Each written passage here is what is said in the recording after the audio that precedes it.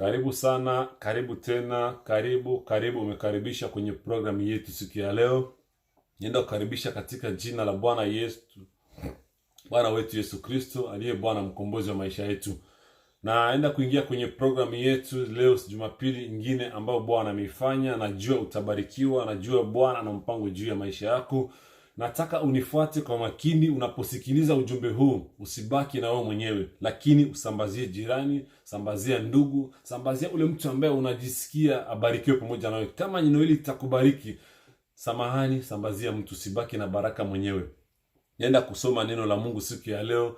Ni teme ambayo inasema thamani ya mwanamke, ama kwa Kifaransa wanasema la valeur d'une femme. Na itakubariki sana kama vile mama, sababu somo hili linalenga sana mwanamke ama binti ama msichana kwa lugha nyingine. Kwa hivyo nataka kwenda kuweka wimbo unapoisha, ni wimbo wa Rose Muhando, inaitwa Akina Mama. Unisikilize vizuri, baada ya wimbo kuisha tutaingia direct kwenye ujumbe wetu na Bwana atakubariki. Karibu sana. Samahani, nifuate kwa makini, chukua kalamu na karatasi, unaandika kitu mahali ambacho utakuwa na point de reference katika maisha yako. Asante, karibu sana, mubarikiwe katika jina la Yesu Kristo.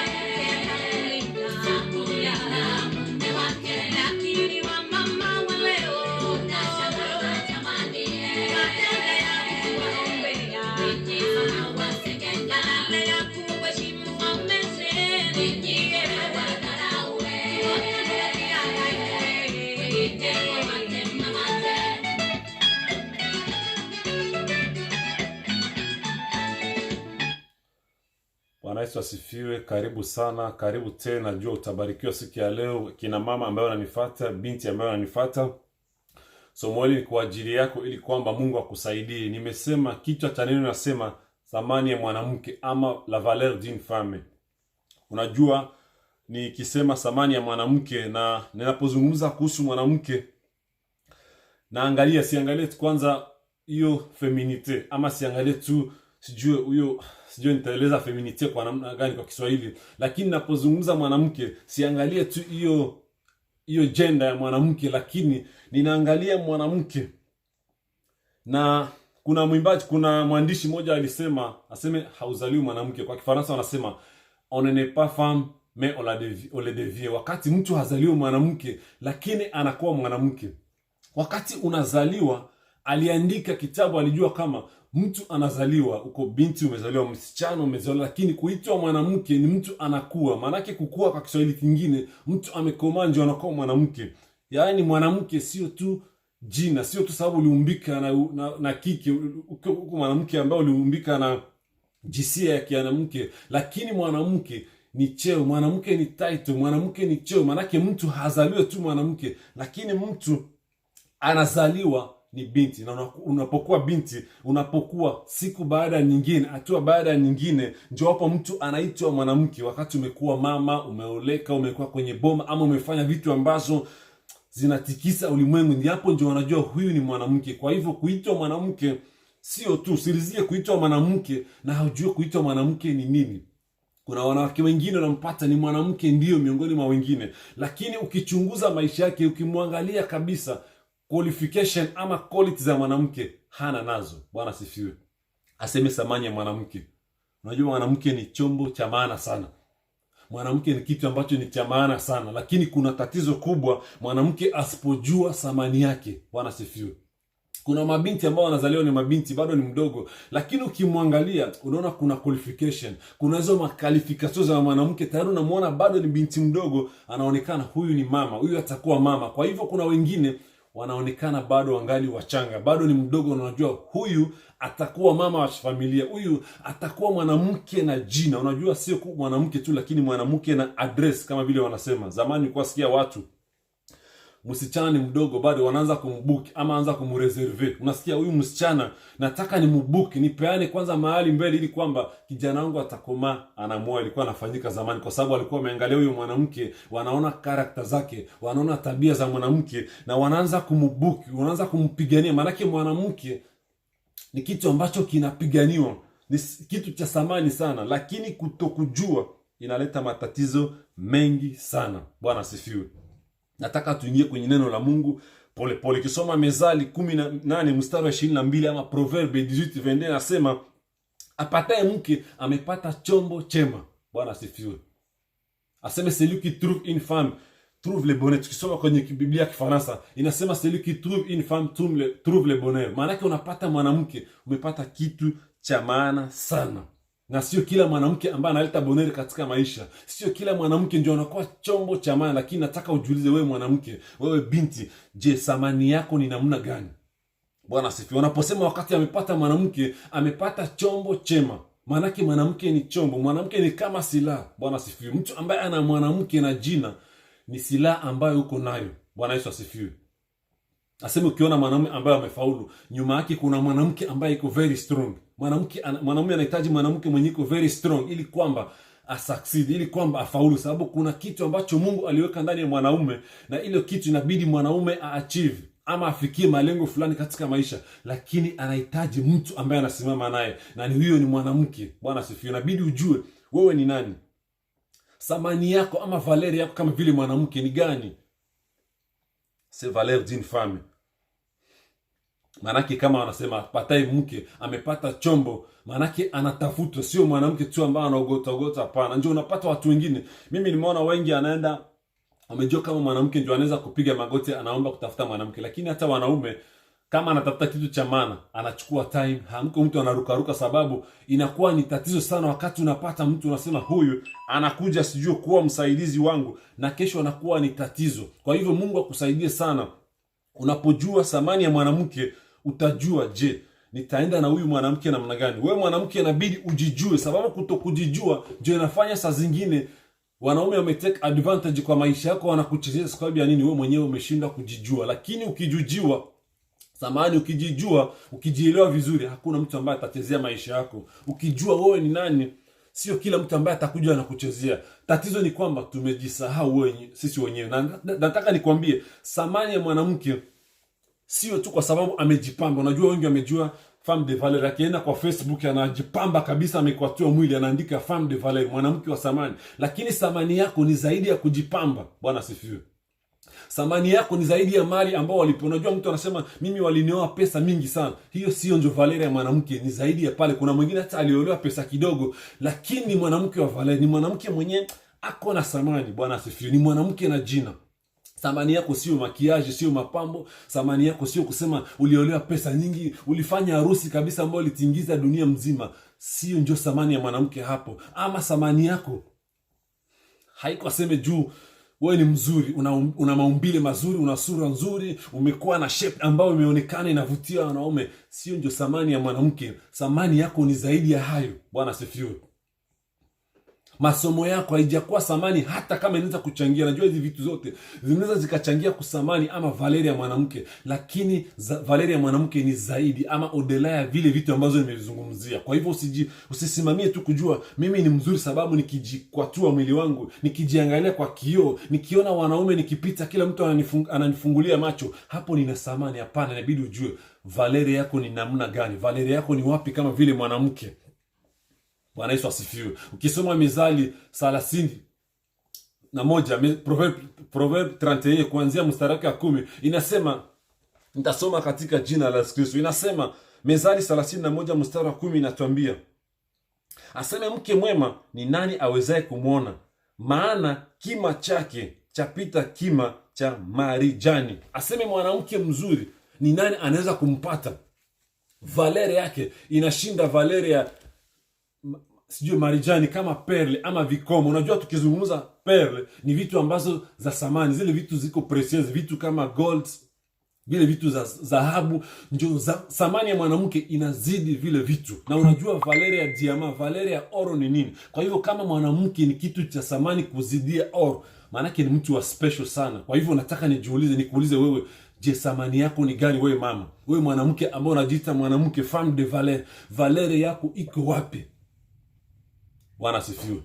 Ni kitu gani ambacho nao kisimama miongoni mwa wanawake wengine wanaweza wakasema angalia mwanamke? Sababu mtu anaangalia aseme wanamjua mtu mjengaji kupitia kazi ambayo anajenga. Ukiangalia fondation ya nyumba unasema huyu mwenye alijenga hapa ni mtu kabisa, ni fundi. Kwa hivyo mwanamke anagunduliwa sio tu kwa zile vitu ambazo nimezungumza, lakini kalite ya mwanamke, kazi ya mwanamke ambayo anaifanya, role yako ambayo unaiasime msosiete, je na kupatia valeur ya mwanamke. Bwana asifiwe.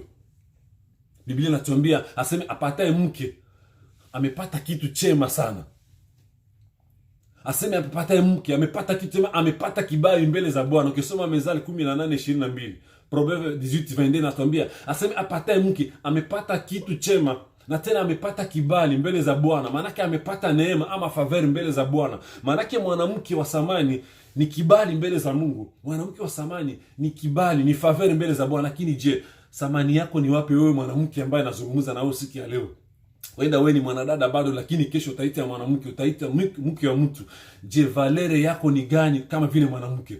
Unajua kuna vitu vingine ambazo nimeona wanawake tumekuwa sana mmejiacha sana kwa domain ya manipulation. Mwanamke anakuwa ni instrument ya manipulation. Mwanamke ni kitu ambacho kimekuwa kinatumika. Wakitaka kuangusha mtumishi wa Mungu wanatumia mwanamke. Wakitaka kuangusha mwanasiasa wanatumia mwanamke. Sasa mwanamke, thamani yako ni wapi? Mungu alikuumba kwa malengo gani? Kumbuka wakati Mungu alikuumba, hangekuwa na mpango na wewe, hangeweza kukuumba, lakini alikuumba kwa sababu ya malengo fulani. Bwana asifiwe. Thamani yako ni wapi? Nataka nikiongeza hapo, nimekwambia thamani ya mwanamke ni zaidi ya dhahabu na fedha. Thamani yako ni zaidi ya or na diamant. Thamani yako ni zaidi ya cuivre na cobalt na zile vitu zote ambao ni za thamani. Thamani ya mwanamke ni zaidi ya hapo. Kumbuka zile vitu hazioneshe thamani yake tu kwa sababu ziliumbika na thamani, lakini zinafanyiwa kazi, zinaosha, zinatakasa. Hauwezi kuona gold, ukiona or ama gold kueta naturel yake, wenda unaweza ikanyanga na unaizarau, lakini inapotengenezwa, inapooshwa, unajua ni thamani. Kwa hivyo nataka nikwambie, thamani yako mwanamke ni wewe mwenyewe utaigundua na utaitumia ili kwamba upate na heshima. Bwana asifiwe. Je, nafasi ya mwanamke msosiete ambayo tunaishi leo, ni nafasi yako ni gani? Bwana Yesu asifiwe. Namna gani mwanamke unajerema opportunity ambazo umepewa? Sababu tukiangalia ulimwengu wa sasa umepromote mwanamke kwa kiwango kia juu sana. Lakini nataka nikwambie, je, unachukulia ile nafasi namna gani? Unaitumia namna gani? Inafaidika kivipi? Inakusaidia kivipi kama vile mwanamke ambaye ameokoka, mwanamke ambaye amejua Yesu Kristo kuwa Bwana Mwokozi wa maisha? Hiyo nafasi unaitumia namna gani? Turudi nyuma tuangalie hapo mbeleni, wakati mwanamke alikuwa ni kitu ambacho alikuwa ameachiliwa. Mwanamke alikuwa iko abandone. Mwanamke alikuwa hana consideration yote mu society. Lakini sasa pamoja na hile alikuwa hana nafasi, mais actuellement anakuwa na accès. Mwanamke anakuwa na accès ku marché d'emploi. Mwanamke anakuwa nafasi ya mbele sana. Je, familia ama society ina beneficia nini kupromosewa kwa mwanamke? Wakati unasema tumekuwa promoted, tumeinuliwa, tumekumbukwa, sasa promotion yako ina beneficia, familia ina beneficia nini katika promotion ya mwanamke? Wewe kwa mwanamke ambaye umekuwa promoted katika maisha ya dunia, wamekupromote, wanasema ndio umekuwa promoted, lakini Biblia ilikutambua tangu zamani. Sababu Mezali ukisoma hapo Mezali 31 ina declare mwanamke. Manake Biblia haikukuacha mwanamke nyuma, ni vile societe ama mazingira ambayo tunaishi ndani ilikuwa inakufinya. Kwa sababu ya nini? Je, ujiulize ni kwa sababu gani leo umepewa promotion, umepewa nafasi ya kusimama, nafasi kwenye mwanaume anaweza kusimama, mwanamke amesimamishwa. Nataka nikuulize swali langu, je, hiyo nafasi unaitumia namna gani? Familia inafaidika kwa hiyo nafasi yako vipi? Ama societe inafaidika vipi? Ama kanisa la Kristo linafaidika kupromosewa mwanamke njia gani? Sababu kila kitu kina faida zake. Kama hakuna faida mpromosewa mwanamke, maana yake hakuna nafasi. Bwana Yesu asifiwe. Mwanamke na familia. Je, familia inafaidia nini katika promotion yako? Zamani mwanamke hangeweza kusoma, lakini fika wakati mwingine wakaona mwanamke naye inabidi aende shule, mwanamke asome ili aelimike. Je, na baada ya kuelimika wameenda zaidi, wanaambia mwanamke anaweza kufanya kazi kama vile mwanaume. Kwa sababu ya nini? Kusaidia familia. Je, promotion yako inakuwa ni msaada ya familia ama inakuwa ni kuleta vikwazo katika familia? Nataka nizungumze na wasichana, mabinti ambao bado hamjaolewa. Unajua, nataka nikwambie inabidi kuevite sana kutumia vyombo vya seduction, wanakutumia kama vile vyombo. Nimeona wanawake kutokujijua, nampata mwanamke amekaa kwenye bar, kuna mtu amefungua bar, anachukua tu wasichana, ni wale wa kwenda kukaribisha wanaume, unakuja anakupeleka, ni kama biashara. Wakitoa pesa, mwanaume anakuja na kuchukua, anakupeleka, anachezea mwili wako. Kwa sababu ya nini? Umesahau valere yako, umesahau thamani yako. Nataka nikwambie, valere ya mtu sio mtu ambaye atapewa. Unajua kupewa haki ya mtu sio sema utapewa tu watu watakuachilia vile, lakini ni wewe mwenyewe unakamata maamuzi. Prise de conscience anasema rien. Mungu amenumba sasa vile mwanamke. Je, valere gani yangu mimi mwanamke? Kisoma maandiko itakuonesha wanawake ambao walifanya vitu vikubwa na ni wanawake. Kwa hivyo kuitwa mwanamke sio jambo, sio jina ambao ni ya mkoshi ama ni ya laana, lakini wewe mwenyewe unaweza kuipatia valere kama unagundua kwa nini Mungu ameniumba kama mwanamke. Wanawake wengi sana, mabinti, nimekuambia jihadhari sana. Nimegundua kama kuna ile esprit ya paresse ama ile roho ya udhaifu ambao wanawake wamedevelope sana, na inakuwa mara nyingi wakati mwanamke angali msichana, binti mdogo, ndio anakuwa na hiyo karakter, na develop ile karakter ya dependance ama kutegemea. Bwana sifiwe. Japokuwa mwanamke wakati mwingine, mwanamke akijijua vizuri, anaweza kuwa tegemeo hata la familia, anaweza kuwa tegemeo hata la kamati, anaweza kuwa tegemeo hata la kanisa. Wanaweza kutegemea msaada kutoka kwa mwanamke kama akijua yeye mwanamke ni namna gani. Lakini jambo la kushangaza, zamani kuna binti tulikuwa tunasoma nao, unaona msichana anakuja shule, hajali kwenda shule, anatoroka, anafanya nini vituko. Ukimuuliza kwa nini hauende shule, anakuambia mimi kuna mtu ambaye ananisomea. Hapana, mtu anakusomea kwa hii dunia. Nataka nikwambie binti ambaye bado haujaolewa, kuna mtu ambaye anasoma ili andae maisha yake. Kwa hivyo utakuwa wa maana katika maisha yake, atakuwa anakusomea wakati na wewe utakuwa umeelewa kwa nini uliumbika. Aseme kuna mtu ambaye ananisomea, mimi usifatane na maisha yangu, niko na mtu ananisomea. Ule mtu anakusomea, angalisho asikuwa na kupromise ili kwamba akuchezee na baadaye utakuja kudua kumbe nimepoteza muda wangu sana. Huyu ndugu aliniahidi ananisomea, kumbe alikuwa na faida zake. Kuna vitu alikuwa analenga katika maisha yangu. Bwana sifiwe. Na ile ndio inakeleza sasa esprit ya paresse mwasichana wengi. Msichana unajua mtu anakuwa mama, umeanza kwanza kuwa msichana. Kama maisha yako ya usichana ulikuwa mzembe, ulikuwa weak, ulikuwa paresseuse, ni nguvu sana hata kuwa mama. Hakuna vitu, kukuwa mwanamke haiongeze vitu zingine. Kwa hivyo mtu anazaliwa, unaanza kutengenezwa. Ndio maana nimesema mwanamke anaandaliwa, anatengenezwa bado ni mdogo, ili anapokuwa mtu mzima anakuwa ameshakuwa na zile kalite za mwanamke. Bwana asifiwe. Ni wakati bado uko msichana mdogo, wakati bado haujaolewa, wakati bado uko katika nyumba za wazazi wako, ni hapo ndio kalite za mwanamke zinaumbika ndani. Conscience ya mwanamke anikamata bado niko binti, niko msichana. Ukingoja wakati utaolewa, kuna vitu zingine ambazo hazitaingiana na maisha yako. Bwana asifiwe. Mwanamke anazaliwa, anakomaa, na kisha komaa, unaona anaanza develop ile esprit ya dependance. Unataka hata kununua hata chupi ya kuvaa, hata mafuta ya kujipaka. Na wewe ni binti, umesoma, una akili timamu, unaweza kufanya hata biashara, lakini unajua inabidi nitafute tu mwanaume ndio ataninunulia. Sasa zingine wanaume wanawazarau kwa sababu ya nini? Anaangalia kila kitu, unakuja unamlilia, kila kitu unakuja unalia, mpaka vijana wana take advantage. Sasa kijana na pesa zake, akikupatia pesa zake, ni lazima atakutumia kama ujinga, kwa sababu ya nini? Hauna choice, hauna msimamo, hauna plan maisha, hauna projet, hauna vision yote katika maisha yako. Kwa hivyo nikwambie, wewe ni binti bado, unahitajika kujua thamani yako ni gani. Nimesema oro ama gold ina thamani sababu kila mtu anajua ina thamani, lakini nimesema unaweza kaikanyanga sababu hujui thamani yake. Ila inapooshwa, inapokuwa purifie, ndio unaona inapendezwa na inakuwa na value. Kila mtu anaitafuta, watu wanauana, wanapigana kwa sababu ya kile kitu, sababu wanakiona kinafanyiwa kazi. Nataka nikupatie mfano. Mimi nimetembea nchi ya Kenya. Samani mimi kuna kitu ambao nashinda kunyamanzia nikiona. Nimetembea, tumefanya kazi na mabinti kwenye mashirika, makampuni, NGOs. Na unapata msichana bado hajaoleka.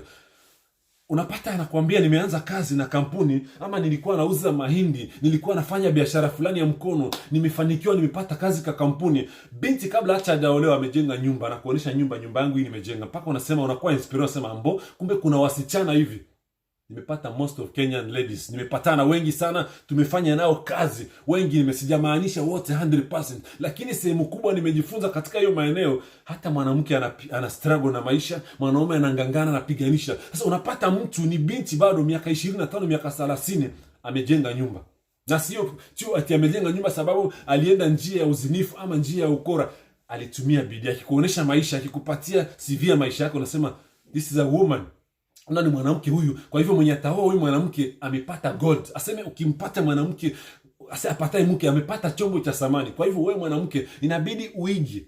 Angalia tabia gani utaiga, ni maisha gani ambayo umeadopte katika usichana wako. Wewe bado ni msichana, kuna nafasi nzuri ya kutumia potentiality zote Mungu alikupatia. Kila uwezo Mungu aliweka ndani mwako unaweza ukaimplement wakati bado wewe ni binti, wewe ni msichana, na inakusaidia sana ili kwamba utajua valeri yako ni, utajua samani yako ni nini. Mungu akusaidie sana wakati bado wewe ni binti, ugundue mimi ni nini.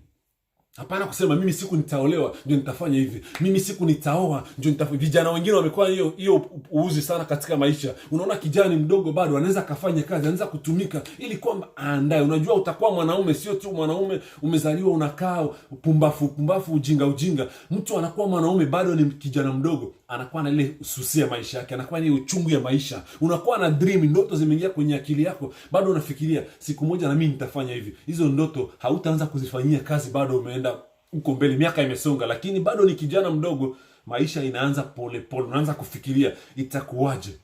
Haiko siku taoa ndio utakuwa mwanaume. Hapana, mwanaume anakuwa tayari, unaanza kuandaliwa, unafanyiwa kazi, unatengenezwa, unaangalia mazingira ambayo unaishi ndani. Je, ndoto ninazo mimi kama vile kijana, kesho nitaitwa kuwa baba ama mume. Je, nitakuwa mume wa aina gani?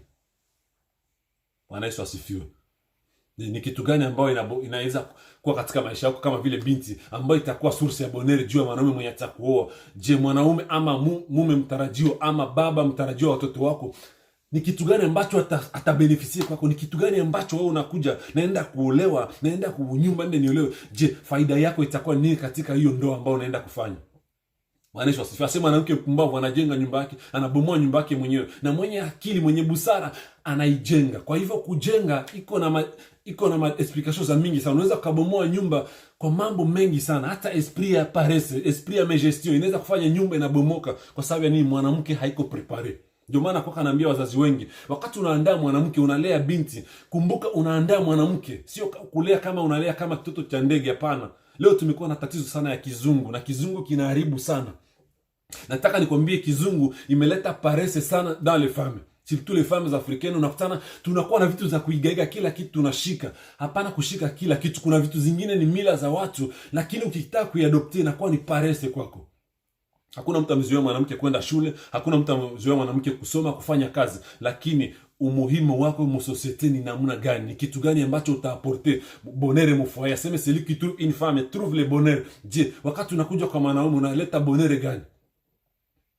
Bwana sifiwe. Ni vizuri naambia vijana, ni vizuri kuwa na ndoto. Vijana wengi unasikia mimi ni kijana, ningali mdogo, anakuwa lazy sana, anakuwa weak, anakuwa sijui mzembe wa kiwango gani. Ukimuuliza ndoto zako nini, anasema mimi hapana, mimi siwezi fanya kazi, mimi nitatumikia Mungu katika maisha yangu. Najua kuna watu wengine wamejua kama kumtumikia Mungu ni kukua weak ama kukua paresse. Mimi nitakuwa pastere, mimi nitakuwa evangeliste, mimi nitakuwa sijui nini. Vijana, ondoa ndoto zingine katika maisha yako. Vitu zingine ambazo ni za mwito wa Mungu ni tofauti na maisha ya kawaida.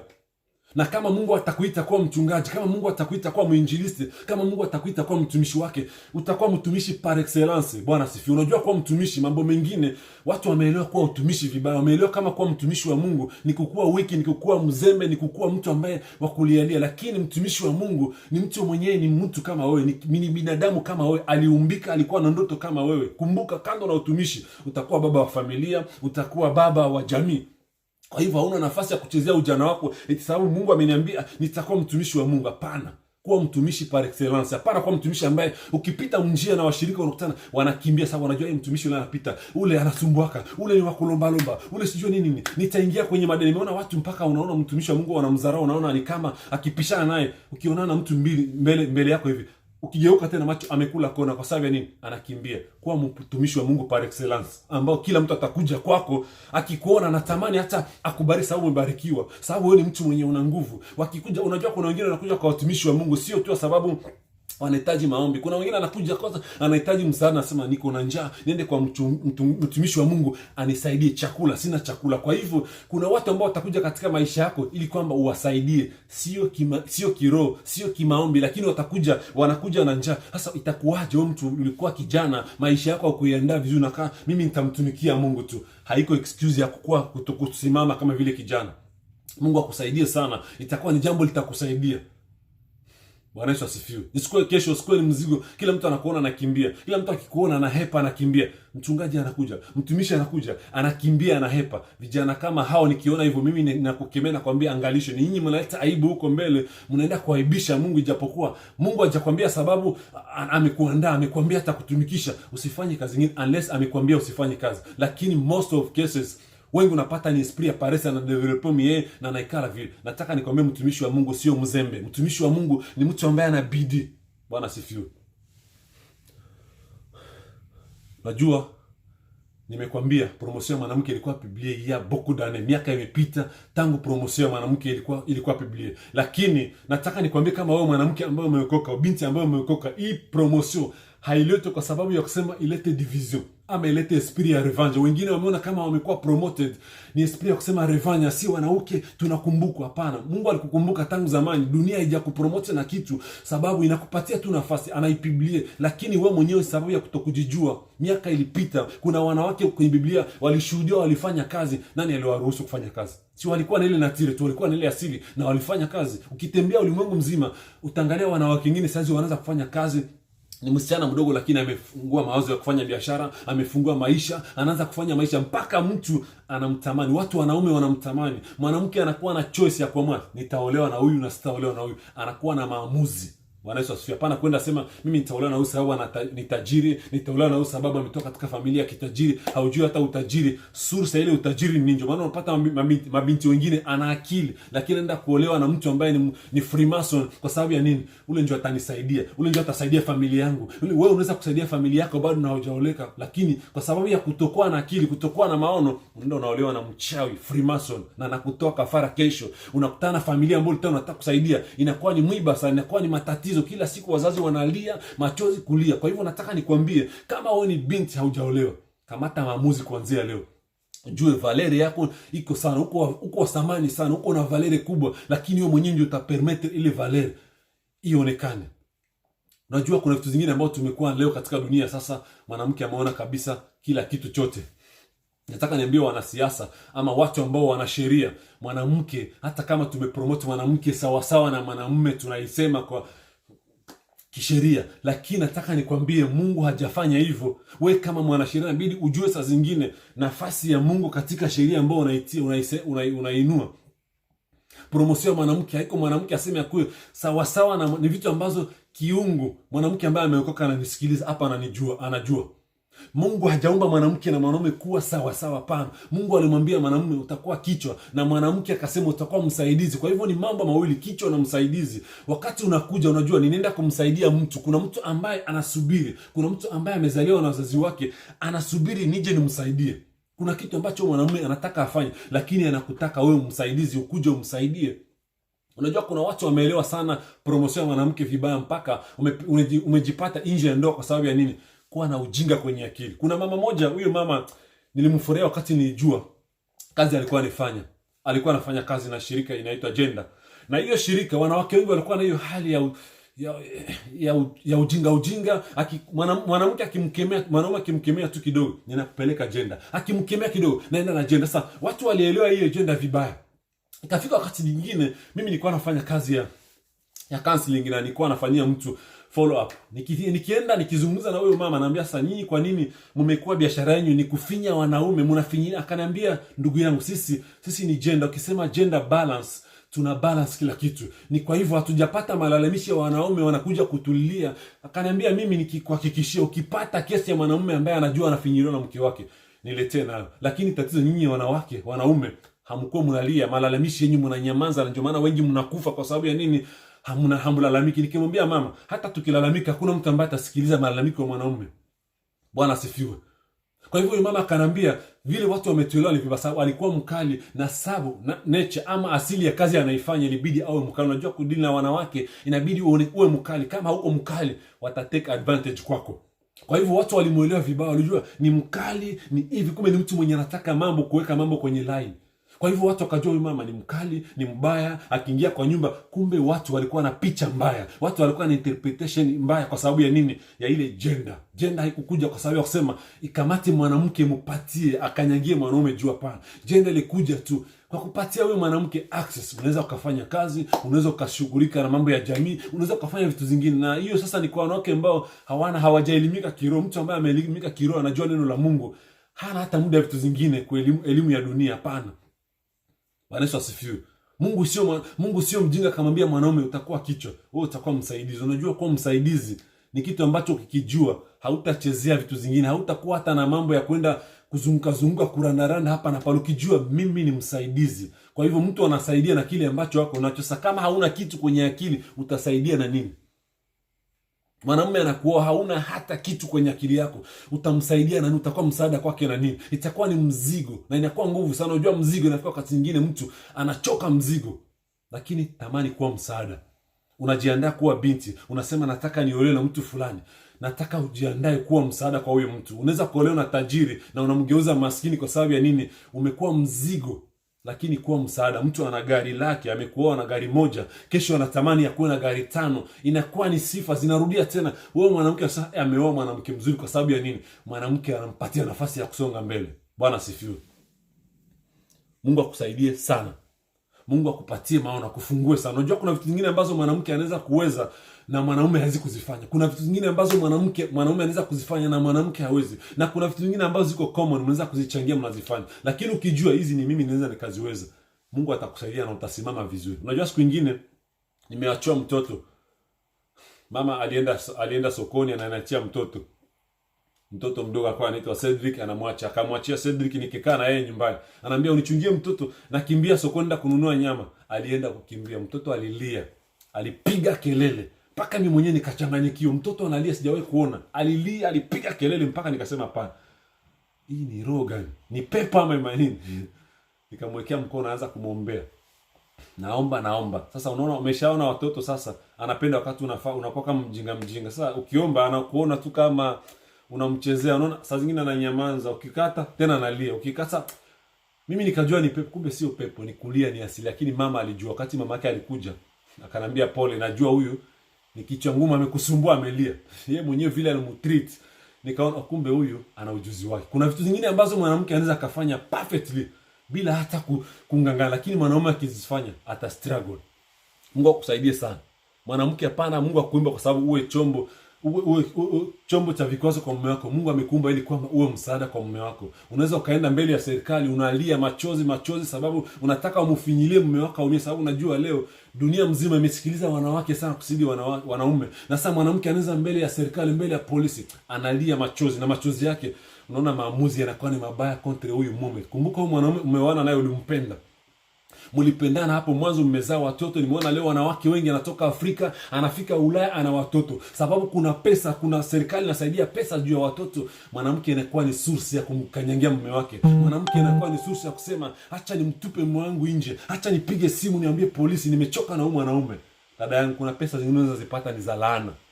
Kumbuka huyo mwanaume mmezaa naye watoto, mumestruggle maisha. Wengine wamepitia maisha ya ukimbizi ya kambi, mmezaa kwa jasho, mmelea watoto kwa jasho, lakini unafika Ulaya. Nataka nizungumze wanawake ambao mmeingia nchi za Ulaya. Inakuwa nafasi ya kamata mwanaume sasa, waanze kumnyanyasa, waanze kumuitia polisi, sababu una haki nafasi. Machozi yako inaweza kuwa na thamani mbele za serikali ya ulimwengu, lakini machozi yako mbele ya kiti cha hukumu, siku moja utahukumiwa. Kwa wewe mwanamume ambaye umezaa naye, mmependana, umepitia maisha mazito, leo unaona umepata nafasi ya kusimama eti mimi niko Canada, niko Amerika, niko Marekani, niko sijui Europe, nataka sasa nitumie nafasi yangu. Nafasi yako Mungu hajakuita kwa sababu ya hivyo. Hiyo sasa ni unyanyasi unatumia. Ndio maana unapata watu wengine, unaweza ukapata pesa, unafanikiwa pesa kwa sababu umemsakrifia mtu. Ni kama umetoa mtu kafara. Hizo pesa zitakufanyia kitu. Hata kama unasema nataka nisaidie familia yangu, niwafanzie hivi na hivi, unapata zingine ni mamalere. Ndio unakutanaka matatizo mengine, unapata mtu ajue ilitokea wapi. Hauendelee mbele kuliko uungana na mume wako, mfanye maisha, uungana na mume wako. Angalia Mungu ametubariki watoto, tuangalie future watoto ni namna gani. Kuna wakati mwingine nilikuwa nakaa siku moja, mtu akanielezea historia ya mke na mume, vile mke alitupa mume wake nje. Nikasema mimi ningekuwa mwanasheria, wakati mwingine ungeweza kuniletea kesi ya upuuzi, sababu mimi kitu inanisumbua sana ni maisha ya watoto. Mambo mengine kama ni mume na mke haikuwa inanisumbua sana. Kitu inanisumbua ni sababu ya watoto ambao mmewazaa. Unajua wewe na mke na mume mlipatana na akili, mlijua mnapendana. hata kama ulidanganyana wakati mwingine. Lakini hawa watoto, wakati mwanamke na mwanaume wanataka kuachana, kitu inanikonserne sana ni watoto wanaenda kuishi maisha gani, education gani ambao watoto wanaenda kuishi. Kwa sababu ya nini? Walizaliwa na mama ambaye hakuwa ameandaliwa, walizaliwa na baba ambaye hakukuwa amejua kukua baba ni nini, mama ambaye hakuwa anajua kama kukua mama ni nini. Sasa madhara yanakuja kutokea, mnakuja kubreak. Sasa watoto ndio wanakuwa wanaumia.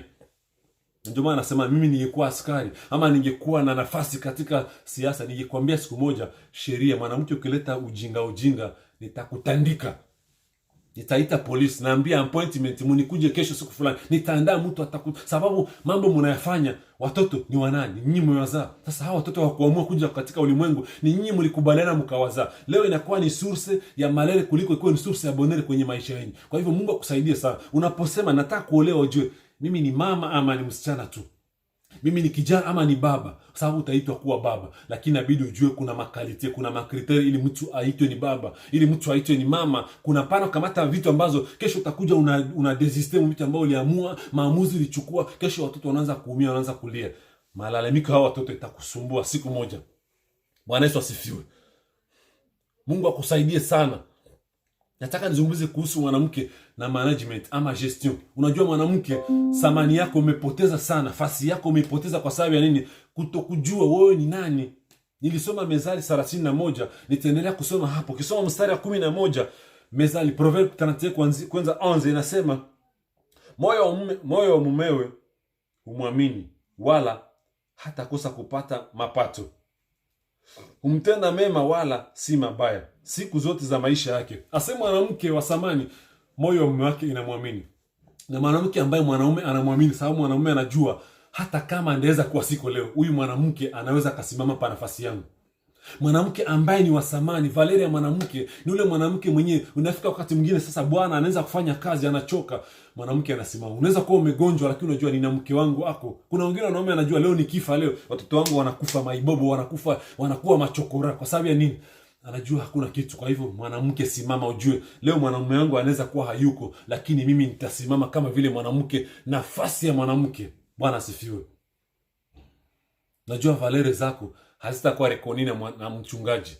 Samani ya mwanamke haiko mchungaji ndio atajua Valeria yako, ama sijue patron wako wa kazi, bosi wako wa kazi, sio ndio mwenye atarekonetre samani yako. Lakini Valeria yako mwenye atajua ni mume wako. Anaposimama miongoni mwa wanaume wengine, watu wanampoint video, nasema angalia huyo, unajua huyo mwanamke ndio mume wake ule. Maana yake Valeria yako ya kwanza, number 1, sio mtu yote ambaye atairekonete, lakini mwenye atajua Valeria yako ni mwanaume ambaye unaishi naye, ule mume ambaye amekuoa. Hata kama unajua kuna watu wengine wamepata wanawake ambao ni wasamani, lakini wako mwenye ignorance. Ndio ile Biblia inasema Abigaili alijua mwanamke, alijua nimepata mwanaume ambaye ni mpumbavu. Lakini mwanamume ndio atajua Valeria yako. Hakuna mtu mwingine. Wazazi wako, ndugu zako, sijue nani wako, marafiki wako hawatajua Valeria mwanaume ambao uliona, isipokuwa wewe mwenyewe utajua Valeria ule mwanaume. Na mwanaume ndio atajua Valeria yako. Kwa hivyo unaweza jipiga tolo kule nje, unajipiga kifua, mimi femme de Valeria, unaweka Facebook femme de Valeria, lakini Valeria yako mwenye ataijua ni mwanaume ambaye anaishi na wewe. Bwana asifiwe. Sababu maisha yake kama inabadilika, wenda ni kupitia support ambayo unampatia, ndio atajua j'ai une femme de Valeria. Huko nje wataona, wataangalia tu wanasema, lakini hawajui ni nini. 14 nasema, Mezali 31:14 nasema, anafanana na merikebu za biashara, huleta chakula chake kutoka mbali. Asema mwanamke wa samani anafanana na merikebu ama mashua ama bato, naviri. Ni naviri ambayo inaleta vitu kutoka kwa mbali. Manake mwanamke wa samani, Biblia haijasema mwanamke tu atakuwa ni mzembe, atakuwa tu ni mzigo. Hapana, mwanamke analeta, aseme anafananishwa na merikebu. Unajua merikebu ni bato. Merikebu ni bato ama mashua, inaenda kuleta vitu, inarudisha. Manake mwanamke pamoja kwa na mwanaume ambaye anafanya kazi, mwanamke unahitajika sana kusimama nafasi ya mwanamke ili kwamba uwe mtu wa samani. Aseme anafanisha na merikebu ya biashara, naviri inaenda analeta vitu, inarudisha. Kwa hivyo sio mwanamke wa kukaa tu anachoa makucha, ameweka sijui makiki ya namna gani, anaweka mguu kwa wengine. Samani ya mwanamke sio vile vitu zote, sababu hata vile vitu zinahitaji pesa.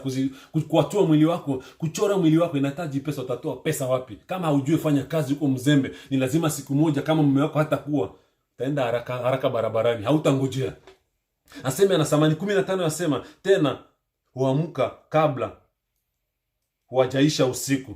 Huwapa watu wa nyumba yake chakula na wajakazi wake sehemu zao. Asema mwanamke anaamka asubuhi mapema kabla watu wote hawajaamka, na mitingi yake anapana order wafanyakazi kwenye nyumba.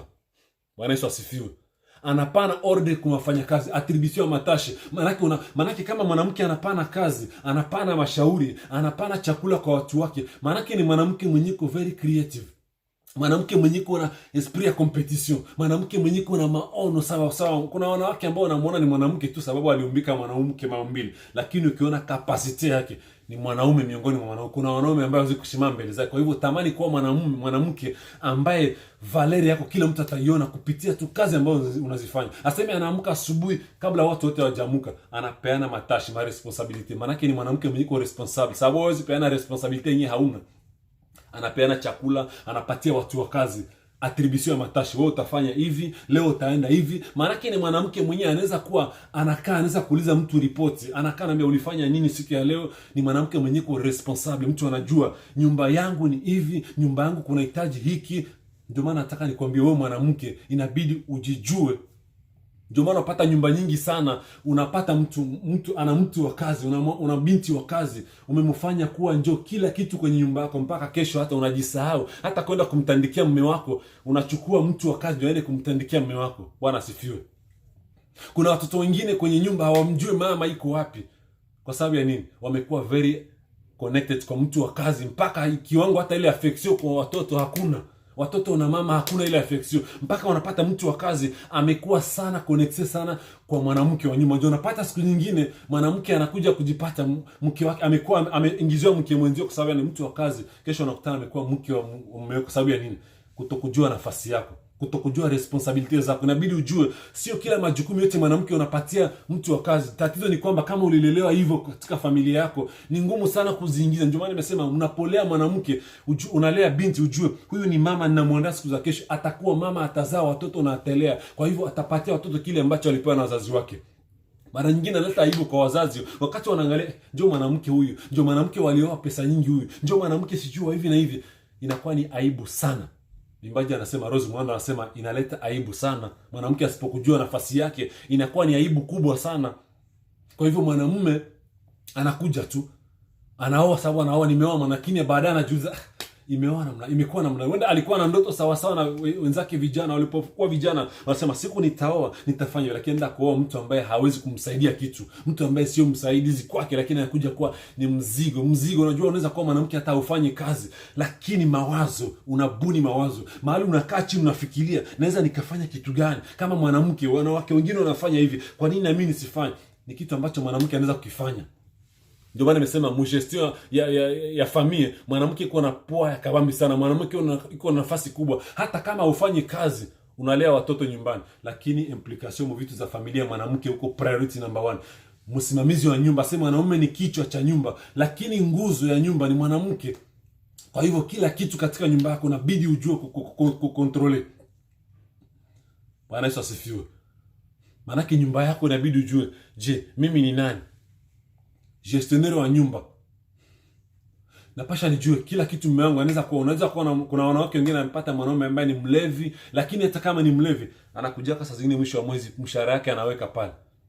Hajakwambia sasa ucheze, anakuambia wewe mama, wewe ndio una akili, chukua basi fanyia mipango. Lakini naona unasema huyu mwanamume ni mlevi. Wengine nasikia wanasema wapi? Hizi zenye ameleta, manake wengine ameshaunga wanawake, ngoja mimi nisukume nipeleke kwetu nyumbani. Angalia watoto wanaishi pale. Watoto maisha inaenda mbele. Mwanamume kesho ni mlevi, nguvu zinamwishia, anakosa kazi, unakaa maisha sasa kuanza kulia. Unaanza juza nitakuwa mgeni unani, japokuwa alikuwa ni mtu ambaye huenda ana ulevi wake katika kuchanganyika kwake, lakini akikuja anajua mke wangu nimetumikia pesa fulani ndio hizi naweka.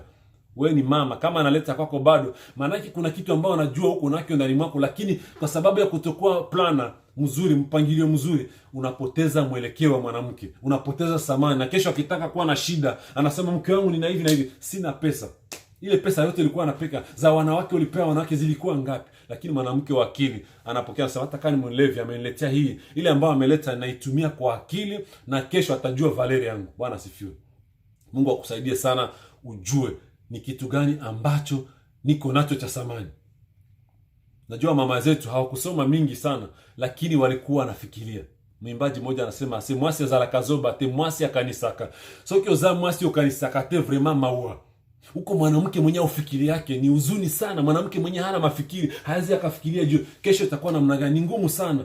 Iko nguvu sana kama huko mwanamke mama ambaye hauna mafikiri ya kujua kesho itakuwa namna gani. Watoto ambao Mungu amenipatia, kesho watoto wangu namna gani. Hiyo ni kitu ambacho mwanamke anaweza kukifikiria. Wenda saa zingine mwanamume akifikiria, lakini wewe ndio unakuwa na ile mawazo ya kujua itakuwa namna gani. Maisha ya watoto wangu kesho, kila mwanamke anapigania watoto wangu itakuwa namna gani. Bado huyu mwanamume ana nguvu ya kutumika. Je, hizi nguvu zake nitumike namna gani? Tufanye namna gani ili kwamba future ya watoto wangu iwe bright, watoto wangu wawe na address, waseme ni watoto wa fulani, kupitia mama msimama, mama kwenye nyumba. Inakusaidia sana. Mamangu siku moja ananiambia, alikuwa ananiambia mnifundishe kusema kuongea Francais, mnifundishe kuongea Francais. Naambia atujue. Tutakufundisha na si tuko walimu. Anachekelea anasema masomo ya zamani ilikuwa masomo ya mzuri.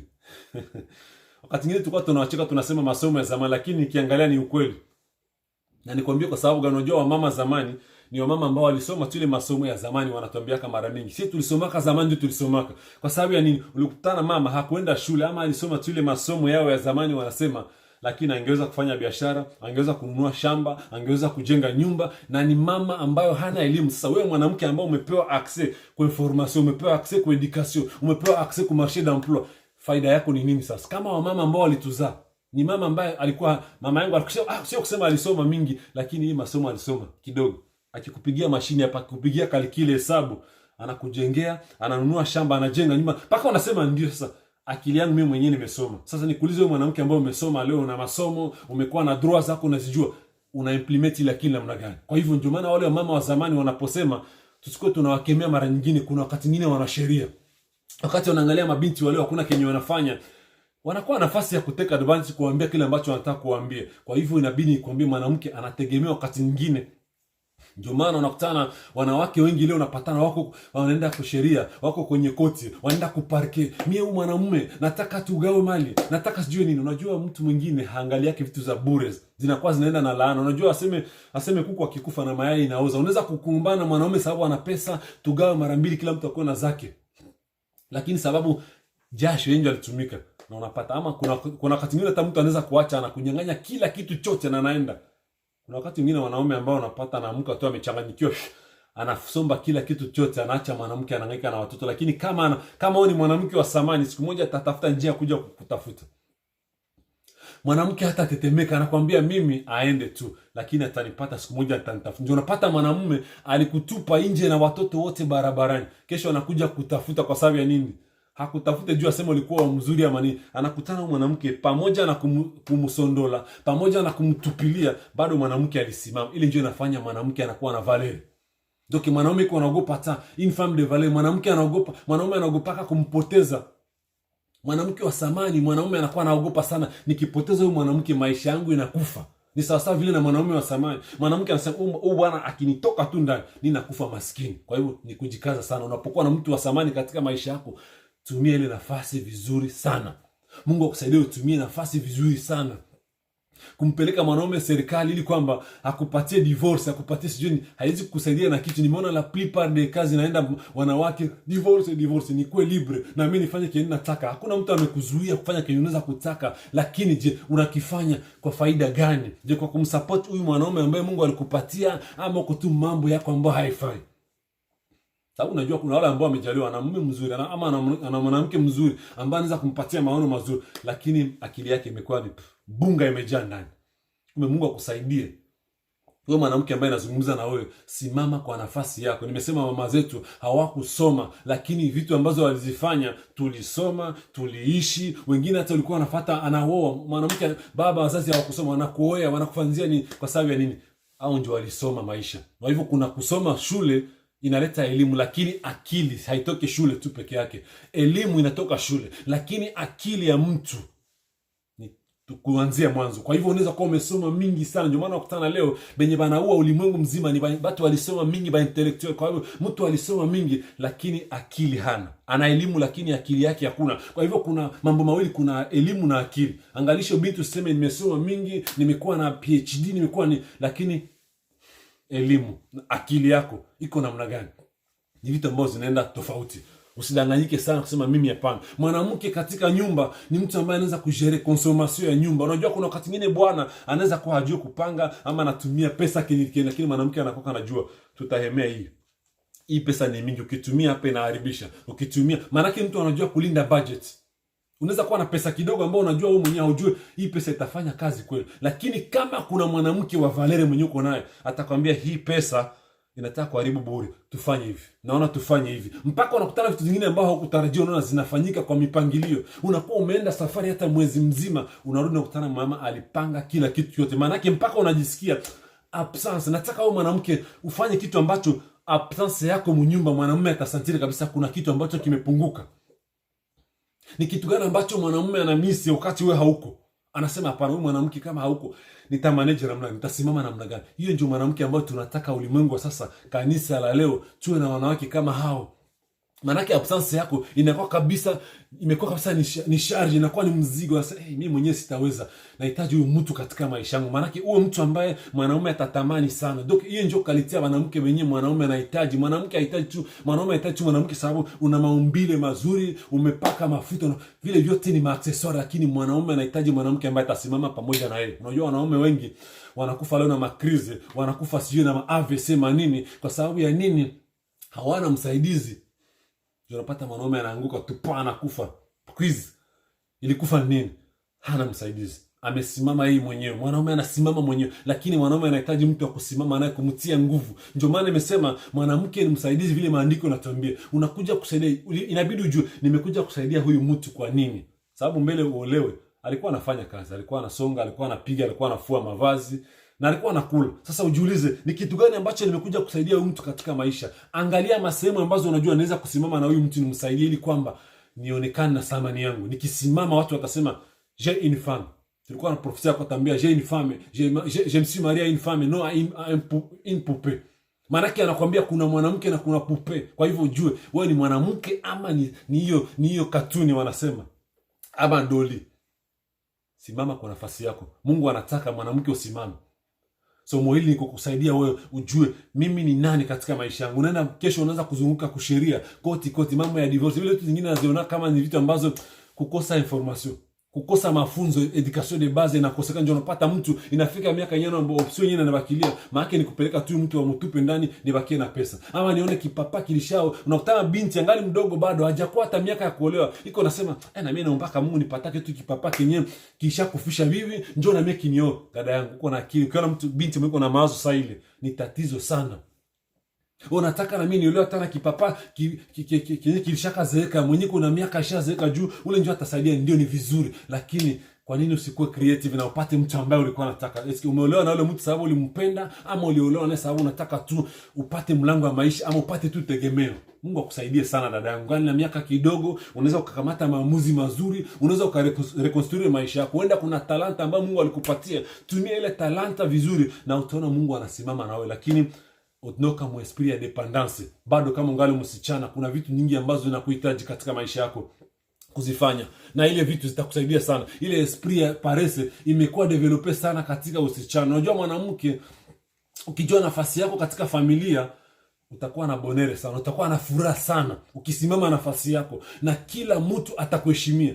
Unajua heshima za mtu sio kusema muniheshimie, lakini mwanamke akijua nafasi yake, utakuwa na bonero, utakuwa na furaha sana katika maisha yako. Jambo la pili, kila mtu atakuheshimia, watu watakuheshimu, watasema kabisa huyu ni mwanamke. Kwa hivyo hauhitaji kufanya publicité kwa Facebook kama je suis une femme de valeur. Aussi longtemps wanaangalia maisha yako yenyewe unaishi haireflecte valeur ambayo unaideclare. Mungu akusaidie sana ujue kila kitu unapokifanya mwanamke priority ni kama vile mama. Itakusaidia sana, itapatia valeur. Mume wako anapoheshimika, vile vile na wewe utaheshimika. Mwanamke mwenyewe amejua nafasi yake, hana nafasi ya kupigania parité ama egalite, hapana. Ile vitu hana hata navyo muda, sababu imposition. Unajua façon ya kujiimposer ni kusema na mimi nifanye kazi nikuwe na valeur. Basi kila mtu anareconnecter valeur yako tu juste kwa sababu ulijiimposer. Si le plan économique tunataka wasichana ambao watazaliwa na komala iko bien préparé. Ni mwanamke mwenye anaweza kufanya kazi mpaka vijana wakimwona sasa, nikipata huyu mwanamke nitampata namna gani? Inakuwa ni competition. Kila mtu uko natamani huyu mwanamke ni namna gani? Mwenye atawaka huyu mwanamke atakuwa amefaidika. Kwa sababu ya nini? C'est une fille, lakini kila mtu anapresse maisha yake. Na sio n'importe qui mwenye atakuwa borde, maana yake na akili yake imefunga. Mungu akusaidie. Mungu akusaidie sana ujue thamani ya mwanamke. Ukisoma kitabu cha Waamuzi 4 ama kitabu cha Juge 4 kuanzia mstari wake wa 8 utashuka, kuna hadithi ya mwanamke alikuwa anaitwa Debora. Debora alikuwa ni mwanamke katika Israeli, alikuwa ni nabii mwanamke, prophetess. Na kulikuwa katika utawala wa Juge. Sababu wakati wa Israeli ilikuwa inaongozwa na waamuzi ama majije, ndio walikuwa wanasema kama vile wafalme kuongoza. Sasa huyu Barak kulikuwa nani mwamuzi anaitwa Barak. Barak alikuwa ni mwamuzi, alikuwa ni kiongozi wa taifa la Israeli. Na sasa huyu mwanamke Deborah alikuwa tu ni mjakazi, alikuwa tu ni nabii mke.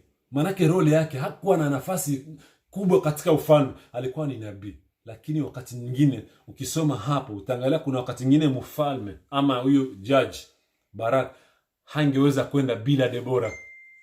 Anamwambia kama asiende na wewe, kama hatuendi pamoja siende. Bwana asifiwe. Huyo alikuwa ni mwanamke. Wengine wanasema hapana, mwanamke bado ana thamani zake, as long as amezitambua anaheshimika, anapewa heshima zake. Wale ambao hawajazitambua ndio unapata wako wanarandana, wanahangaika. Lakini mwanamke mwenyewe amejua thamani yake. Hautamuonaka kotini, hapana.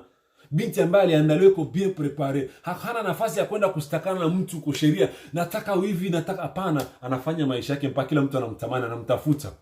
Deborah alikuwa na mwanamke miongoni mwa wanawake wengine. Lakini mfalme ama huyu judge, huyu mwamuzi alisema siwezi enda bila Deborah.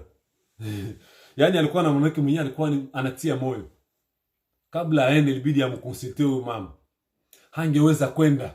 Ukisoma hapo kitabu cha Juge 4 utaangalia anamwambia sitaenda bila wewe. Kama hauendi na mimi sitaenda. Huyu ni mwanamke tu. Lakini alisema sijue role yako wewe mwanamke kanisani ni role gani ambao na wewe unaweza kutegemewa kanisani na wewe watu wanaweza kuona. Huyu mwanamke Deborah alikuwa ni mke wa mtu, lakini pamoja na hile watu waliona valeur yake. Tiela femme de quelqu'un, uko bibi wa mtu, lakini watu wanasema huyu kabisa angekuwa hata rafiki wa mke wangu angeweza kumsaidia. Huyu angekaribia mke wangu anaweza kumsaidia. Kwa hivyo kuna valeur ambayo mwanamke nyote muumbika na feminite. Mko nyewe wote wa mama, lakini kuna huyo mwanamke na jina, kuna huyo mwanamke na adrese. Kwa hivyo Mungu akusaidie sana kuweza kujua valere yako. Valere yako nimesema haiko kwa zile vitu ambazo nilizungumzia hapo mbeleni. Valere yako ni kazi ambayo unaifanya. Valere yako ni wewe mwenyewe unajipatia nayo. Deborah alisimama kwa nafasi ya mwanamke na kanisa likamtegemea. Bwana asifiwe. Aseme Mezali nasema si mwanamke mpumbavu anaharibu nyumba kwa mikono yake mwenyewe. Mikono yako ni nini? Kwa wiki, kwa lazy, maana nyingine unapatana Valeri inapotea. Sasa kuna wengine wanaume ambaye sasa ni aventurier. Anaona macho 2-3 anasema nothing na anakuwa anakata njia, lakini acha mtu aende na arudie kesho. Kule kwenye anaenda nazunguka natafuta mpaka anasema hapana sijapata mwanamke sawa na narudia. Ndio unapata mtu anakuja kwa anazunguruka na kiangalia watoto, kumbe yake watoto ndio kiangalia. Unajua mtu kama ngali napenda watoto maana yake ka affection kungali kwa mwanamke. Asema nakia kiangalia watoto yangu hapana. Mwingine jamaa alifukuzwa na polisi. Alikuja asema anakuja kuangalia watoto. Huyo mwanadada alimpigia simu, kumbe aliona huyo dada alimtupa maisha ambayo ilikuwa ni maisha mabaya sana. Akaenda kuoa mwanamke mwingine. Sasa anaona huyu mwanamke kumbe alimtupa, anakoma, anaprogresse. Anakuja siku moja anakuja kuangalia watoto. Dada alimwambia karibu kaa pale. Alienda nyuma nyumba, alipigia simu polisi. Jamaa alimpeleka Kraka. Kumunyangula kuna kanyanga chini. Paka akasikia anaibika. Kwa hivyo mwanamume anaogopa sana kuachana. Sasa wanajua huyu nikimwacha maisha yangu yote yanaharibika. Na dada yangu nataka nikwambie, tamani kuwa mwanamke kama hivyo mwenyewe. Mwanaume hata kama atafanya vituko namna gani, akikumbuka nina mwanamke nyumbani, anasikia anastarehe, anasikia anatulia, anasikia kabisa ametulia. Akikuwa na ndoto, akikuwa na dream, akikuwa na rêve ya kufanya kitu, mwanamke anasimama na yeye na wanapanga maisha na anashare. Mwanamke mwenyewe unaweza kane mnapanga mawazo, mnapanga plan, mnapanga projet, mnaconcevoir projet. Asema mwanamke, Biblia inasema pale kwa Mezali inasema ni mwanamke mwenyewe anaconcevoir shamba, anaconcevoir projet, ananunua shamba. Maana yake akifikiria mawazo. Nitasema pale ku 11 nasema 11 nasema yeah, lekede soma okay, nasema 3 inasema 13 inasema elle se procure de la laine et du lin, elle travaille d'une main joyeuse, elle est comme un navire marchand, et la main se peut de loin. Manake une femme, ukisoma 16 anasema elle pense à un champ et elle a asema anafikiria kwa shamba na anainunua. Manake ni mwanamke mwenyewe ana concevoir. Asema akifikiria shamba fulani na anaweza kuinunua. 16 anasema yes. Huangalia shamba akalinunua kwa mapato ya mikono yake. Hupanda mizabibu. Asema na mwanamke mwenyewe anafikiria, ana concevoir. Manake une femme mu conception hata ya projet, mwanamke iko impliqué mu conception ya projet. Acha mwanaume akuone kabisa kama j'ai une femme. Tout ce que ma femme propose inakuwa ni vitu za maana sana. Kila kitu mwanamke wangu akiniambia naona iko na mavision za mzuri, iko na maprojet za mzuri. Mwanaume anatamani mwanamke mwenye iko na maprojet, mwanamke mwenye iko na vision. Inakusaidia sana, unakuwa unasikia niko security hata kama sina, nikikuwa hata na dola 200, huyu mwanamke anaweza kuifanyia projet na inafanya kitu cha maana. Mungu akusaidie sana. Wenda anaweza kushindwa kujua valeur yako, lakini siku moja ataijua. Acha akienda huko nje atakuwa na reconnect niko na mwanamke kunyumba.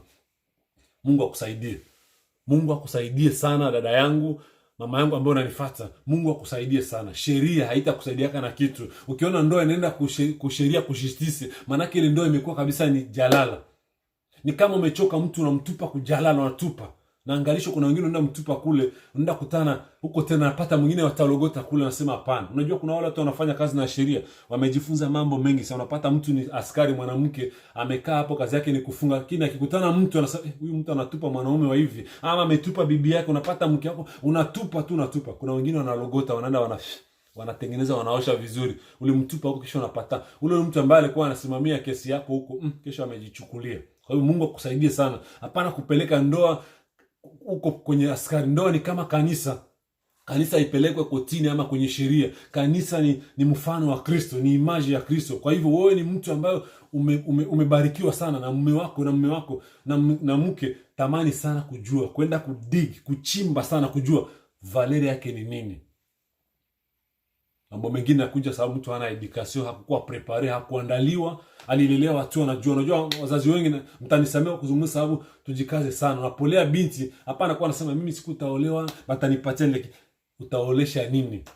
Jiulize kile kitu ambacho utapeana ni kiasi gani, gani valeur gani? Sababu kule kwenye anaenda atakuwa bado anaonesha valeur ya kwenye ametoka. Anasema huyu mwanamke kwenye ametoka kabisa ni familia. Huyu mwanamke kwenye ametoka kuna mafundisho, hata kama hatashika mafundisho yako kama mzazi, lakini wakati mwingine atakuwa anakaa chini, akikutana changamoto atasema ndio wazazi wangu walinifunza hivi, waliniandaa hivi. Kwa hivyo tunapolea wanawake, tunapoandaa mabinti ambao watakuwa mama wa kesho, inabidi ujue tunawaandaa namna gani, kwenye misingi gani tunawaandalia, tunawaprepare namna gani. Hapana kucreate esprit ya paresse mtoto mwanamke ama ni binti unaona anza maisha kwanza kuzunguka, anza kumunyosha na kumtia nafasi, mwambie mtoto wangu maisha ni hivi. Mwanamume atakuheshimu kwa sababu ya hivi. Mwanamume atakupatia valeur kwa sababu ya hivi. Sio kusema teme mimi leo niko mwanamke nitakupeleka kwa polisi. Hapana, hiyo sio valeur ya mwanamke. Huko unapoteza valeur yako tena zaidi na zaidi. Polisi inakuona tu kama hauna akili. Huko serikali wanaona tu huyu mwanamke hana akili, huyu mwanamume ni mpumbavu. Kwa hivyo Mungu akusaidie sana ujue. Mwanamke ambaye kama Debora alikuwa na mwanamke, alikuwa ni bibi ya mtu, lakini bado kanisa lilimhitaji.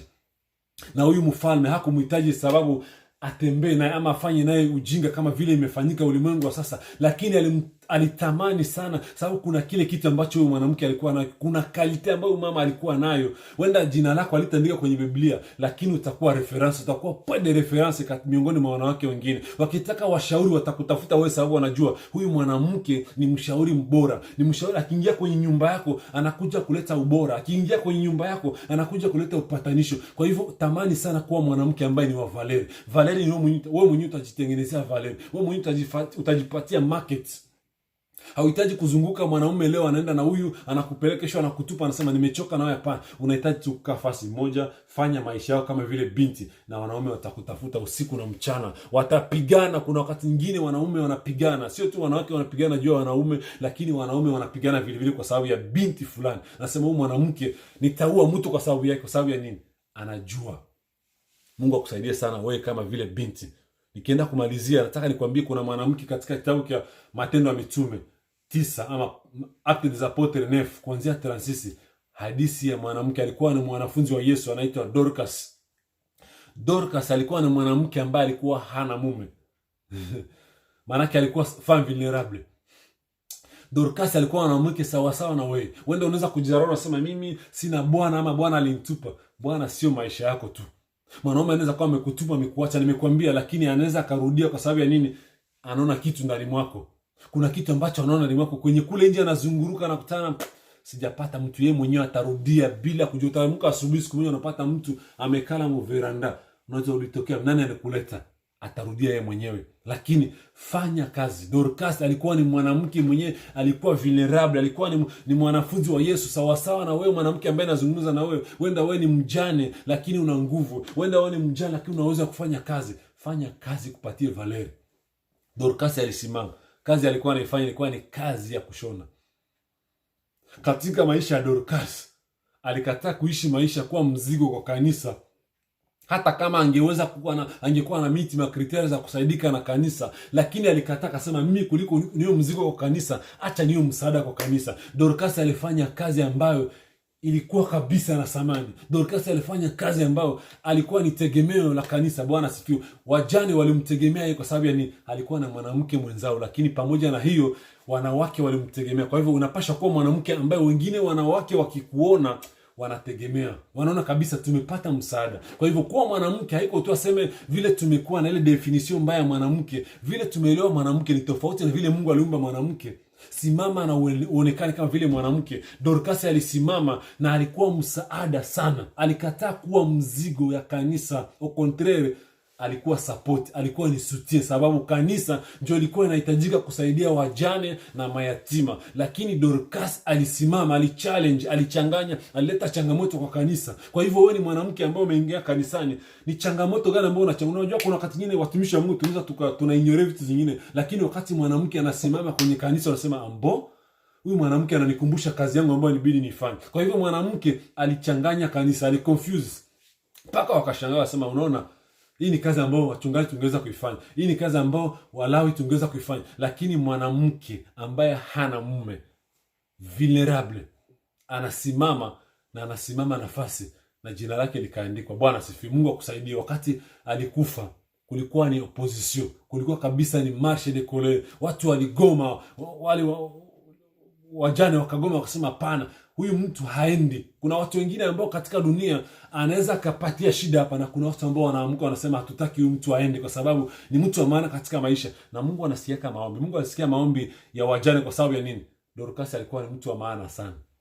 Kwa hivyo wewe na Dorcas tofauti, ninyi wote ni wanawake. Wewe na huyu Deborah tofauti ni nini? Nyinyi wote ni wanawake. Wewe na Abigail ni nini? Si ni wanawake wote, lakini inabidi kujua nafasi yako. Unapoijua hata Mungu anaheshimika katika maisha yako. Unapojua nafasi yako hata Mungu anaonekana katika njia zako. Kwa hivyo mwanamke hauhitaji tu kwenda kunazunguka kwenye mabare, kwenye night club ili kwamba utafute Valeri yako. Hapana. Valeri yako haiko determine na wanaume wangapi ambao umezunguka nao. Contraire, inamaliza Valeri yako, inamaliza heshima yako. Wakikuona wanakudharau. Mungu akusaidie sana. Mtu asikudharau sababu alikupatia $20, hapana. Lakini mtu akipatia $20, chunguza, hata fanya hata kabiashara kadogo na katakupatia heshima. Mwenyewe anakucheka leo, mwanaume mpumbavu ndio anacheka kama mwanamke mwenyewe anafanya biashara. Ukiona mtu kuacheka mwanamke aseme siwezi wao, mwanamke mwenyewe anachuruza kama mahembe, mwanamke anachoma mahindi, ule mwanaume akili yake azienee. Lakini mwanaume mwenyewe anajua siri ya maisha hawezi akamwona mwanamke anafanya kazi na mchekele. Kwa hivyo Mungu akubariki sana.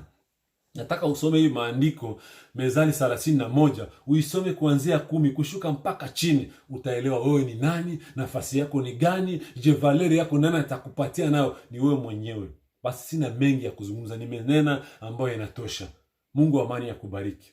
Mungu wa amani akutembelee. Katika ndoa yako isiingiwe tena mambo za scratch. Ndoa yako isiingiliwe na mashauri ya watu ambao akili zao zimebomoka ili kwamba wakubomolee. Lakini utasimama kwenye msimamo kama vile mama, na Mungu atasimama na wewe. Wewe ni binti ambaye unataka kuolewa. Siri mwana nitakuibia siku ya leo. Fanya kazi, simama na ufanye kazi. Wanaume watakutafuta chini na juu. Utakuwa uko milionere na hujaolewa. Utakuwa kabisa na business partners wenye kabisa wana biashara ya juu. Kwa sababu ya nini? Wameona Valeri yako. Mpaka kila mtu atatamani, mtoto wangu angeoa huyu mwanamke, mtoto wangu angeoa huyu binti. Maana itakuwa ni kusolicite ili upate mtu wa kuoa. Itakuwa watu wanasolicite, sio n'importe qui mwenye atakuwa borde.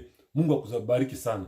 Baba, katika jina la Yesu Kristo Nasema asante Mfalme kwa ajili ya neno hili Bwana. Ujumbe huu Bwana majeshi, nazungumza na ndugu na dada ambao wamenisikiliza. Yesu wa Nazareti, nenda kuombea hili neno Bwana. Nenda kuliombea katika mioyo zao Bwana majeshi. Acha ipate nafasi katika mioyo zao. Fungua mioyo yao Bwana majeshi. Uwasaidie Bwana kwa hili neno Bwana majeshi. Linapoingia katika maisha yao Bwana, liweze kutransform maisha yao. Wewe ni mwanzo na mwisho Bwana majeshi. Najua ulimwengu leo umezunguka sana. Ulimwengu umezoroteshwa sana na movement ya kila aina Bwana majeshi. Mwanamke amekuwa chombo cha kutumiwa manipulation katika mambo ya ushirikina, mwanamke katika mambo ya uzinzi, mwanamke katika mambo ya biashara ya matanta, mwanamke ametumia. Kumbe Bwana majeshi, nataka huyu mwanamke ambaye nimemzungumzia siku ya leo, umfungue macho, umfungue mafikiri, umfungue maono, ili kwamba ajue thamani yake kwenye community, ajue thamani yake kanisani, ajue thamani yake msosiete, na Bwana utatukuka. Asante Bwana majeshi, asante Mfalme, na nisifu na kulia asante na kulia jina lako. Uinuliwe Bwana majeshi, upewe sifa Mfalme Bwana majeshi, ni katika jina la Yesu Kristo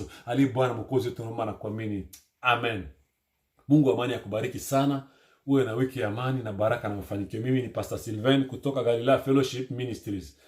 Ubarikiwe sana. Tukutane tena wiki ijayo kwa majaliwa ya Mungu. Shalom, shalom.